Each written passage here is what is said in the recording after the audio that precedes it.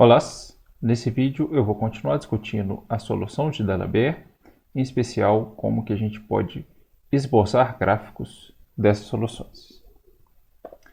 Então o meu foco aqui vai ser discutir a solução desse problema, que a gente pode interpretar fisicamente como o de vibração de uma corda elástica, descrita por essa equação da onda, com velocidade 1, presa em suas extremidades, é o significado dessas condições de contorno, que tem velocidade inicial nula, mais um deslocamento inicial não nulo. No vídeo anterior, eu argumentei que a solução desse problema pode ser expressa dessa forma, onde essa função f(t) seria uma extensão ímpar e periódica da condição inicial, observando que a condição inicial é definida por uma função cujo domínio é só um intervalo que vai de 0 até 2. E aqui eu vou considerar especialmente essa condição inicial, uma função definida no intervalo que vai de 0 até 2, dada por essas fórmulas aqui. Então o meu foco aqui é explicar como que a partir dessa expressão a gente pode fazer o esboço do gráfico da função u para qualquer valor de t. Ou seja, se eu fixar o valor de t, eu posso esboçar como que a função u depende de x sem grandes dificuldades. E a estratégia é, em primeiríssimo lugar, a gente tem que fazer um esboço da condição inicial. Então, nesse exemplo aqui, a gente faz isso sem maiores dificuldades. É só observar quais são as fórmulas da função para cada um desses subintervalos em que ela tem fórmulas distintas. Então, de 0 até 1, ela vale 0. De 1.5 até 2, ela vale 0. E entre 1 e 1.5, ela é dada por essa expressão quadrática. O gráfico é só uma parábola. E não é difícil convencer que ela tem esse formato aqui. Então, esse é um exemplo em que a gente poderia fazer um bom esboço do gráfico dessa função, mesmo com lápis e papel. O passo seguinte é a gente fazer um esboço do que seria a extensão ímpar e periódica dessa f. Então, a gente pode começar, em primeiro lugar, identificando como que a função seria no intervalo que vai de menos 2 até 0.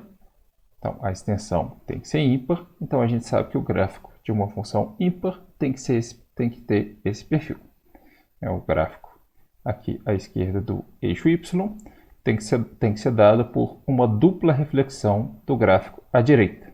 Ou seja, então, primeiro eu faço uma reflexão em torno do eixo y e depois em torno do eixo x. E, finalmente, eu vou exigir que a função f(t) tenha periodicidade 4. Então, para eu esboçar o gráfico dessa função no restante da reta, é só uma questão de repetir o gráfico que está nesse intervalo que vai de menos 2 até 4, e aí eu obteria algo assim. Então, esse é um esboço do gráfico da função f(t) de x. Agora, então, como que a gente poderia fazer, por exemplo, para t igual a 1, o gráfico da função u? Observem que pela fórmula dada pela solução de D'Alembert, o valor da função u para qualquer x e t igual a 1 seria dado por essa expressão aqui. Então, o valor da f(t) em x mais 1, mais o valor da f(t) de x menos 1. Então, o que a gente pode fazer é esboçar separadamente o gráfico dessa função e dessa função.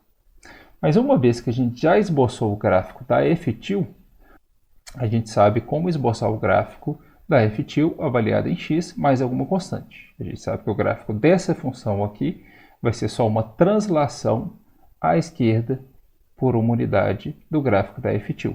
Ou seja, o gráfico da f(t) calculado em x mais 1 seria esse aqui, porque esse é o gráfico da f(t).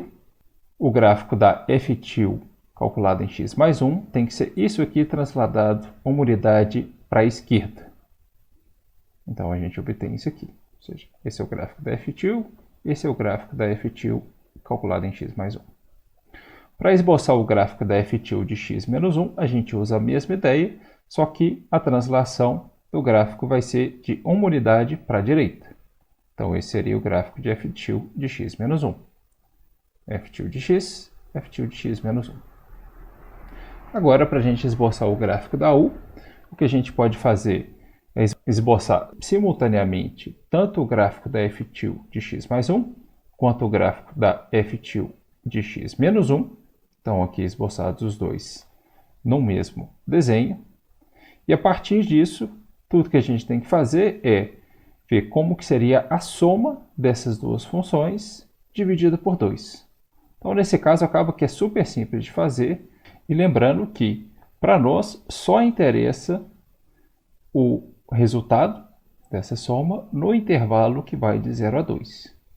Então, nesse intervalo, é simples da gente fazer essa soma, porque o gráfico da f-til de x menos 1 vale 0 sempre, e o gráfico da f-til de x mais 1 não vale 0. Então, a soma dos dois gráficos no intervalo de 0 a 2 vai ser simplesmente o gráfico da f-til de x mais 1. Mas eu tenho que lembrar que tem esse fator de 2. Então, no final das contas, a função u, nesse intervalo que vai de 0 a 2, coincide com o gráfico da função de f-til de x mais 1, só que reescalonado por um fator de meio. E é isso que pode ser feito para qualquer valor de t. Então, vamos discutir aqui o que acontece para outros valores de t. Aqui eu vou exibir 3 gráficos. Os gráficos dessas funções f-til transladadas, com o mesmo diagrama de cor que eu estava usando anteriormente. E em amarelo eu vou exibir o gráfico da própria função. E essas duas setas verticais aqui estão servindo de referência para lembrar a gente que é só no intervalo que vai de 0 a 2 que os valores de u são relevantes para o nosso problema. Então, à medida que aumentar os valores de t, o que vai acontecer? Essas funções transladadas em verde e em azul vão se locomovendo, azul para a direita, verde para a esquerda. Então, a nossa própria solução, que antes era só um pico, se divide em 2, cada um locomovendo para uma direção. E aí, aqui nesse instante, vai acontecer uma coisa interessante. Lembra que a solução do problema, que está em amarelo, é uma média aritmética dessas funções que estão em azul e em verde. Aí, o que vai acontecer? Quando eu crescer o intervalo de tempo aqui, ó, essas duas funções vão se cancelar. E aí, a solução do meu problema, que está em amarelo, vai se anular. Então, nesse instante, as funções azul e verde têm o mesmo módulo, mas sinais contrários, e aí a solução do meu problema se anula. Ou seja, a corda fica esticada aqui nesse instante de tempo e nesse pedaço dela. Agora, à medida que eu vou crescendo no intervalo de tempo, uma nova lombada se forma aqui desse lado direito da corda e que volta a propagar, só que na direção contrária. Ao mesmo tempo, nesse lado esquerdo da minha corda, ela também ficou esticada nesse instante de tempo, mas à medida que eu cresço no intervalo de tempo, uma nova lombada surge aqui embaixo e começa a propagar no sentido contrário. Elas se encontram aqui embaixo, formam uma grande lombada. Essas duas lombadas se formam de novo, continuam propagando. Essa lombada aqui está refletindo na parede de novo. Essa outra lombada também se reflete na parede, até que elas se encontram. Finalmente, formam a lombada inicial e isso vai se repetir para sempre. Então, vamos visualizar novamente, agora só a solução do problema. Novamente, inicialmente eu tenho essa única lombada formada na corda.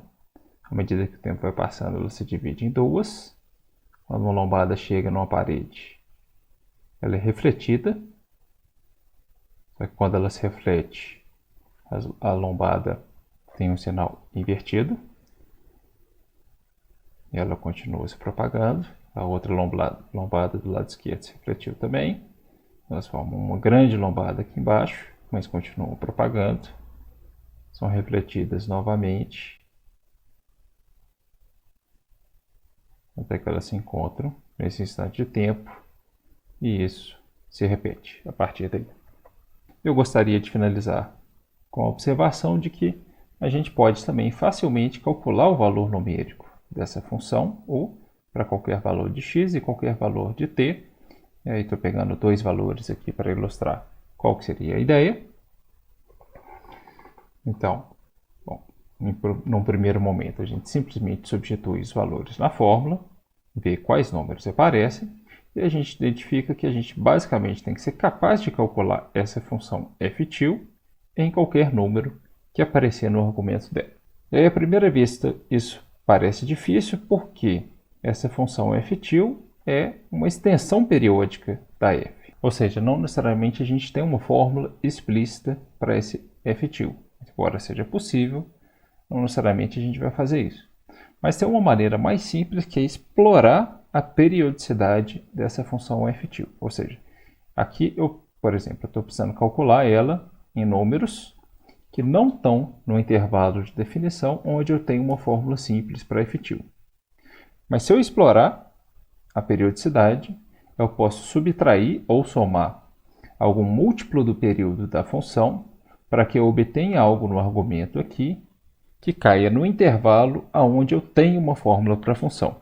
Ou seja, eu vou explorar esse fato simples, que é o seguinte: dado qualquer intervalo da reta entre A e B e dado qualquer número real, então tem que existir um múltiplo desse comprimento aqui do intervalo, um múltiplo inteiro, ok? Esse m aqui seria um múltiplo inteiro, tal que quando eu faço essa soma, eu obtenho um número que está aqui no interior do intervalo. A ideia é que esse comprimento aqui seria um período da minha função, e esse m, sendo um número inteiro, multiplicando o período, me daria um novo período também. Ou seja, o valor da função nesse r e o valor da função nesse novo número, se a função tem período b menos a, vai ser o mesmo. Então, deixa eu ilustrar a ideia aqui com o valor da função f(til) nesse ponto 22.7. Se eu subtrair 24 de 22.7, eu vou obter um número que está no intervalo que vai de menos 2 a 2, e é onde eu tenho uma fórmula simples para minha f(til). Mas 24 é um múltiplo de 4, que é um período da minha função f(til), e, portanto, o valor dela nesse ponto e o valor dela nesse outro ponto tem que ser iguais. Ou seja, eu tenho que ser capaz de calcular a f(til) em 1.3. E aqui a gente lembra que a f(til) é uma extensão da função f, que está definida no intervalo que vai de 0 a 2. Ou seja, como 1.3 está nesse intervalo, a f(til) simplesmente coincide com a f. E agora, para calcular isso aqui, é só lembrar qual que é a fórmula da f. 1.3 cai nesse intervalo aqui, portanto, a fórmula da f para esse valor de x vai ser dada por essa expressão. E agora, a partir daqui, é só uma questão de fazer essa conta numérica. Ok, era isso. Muito obrigado pela atenção.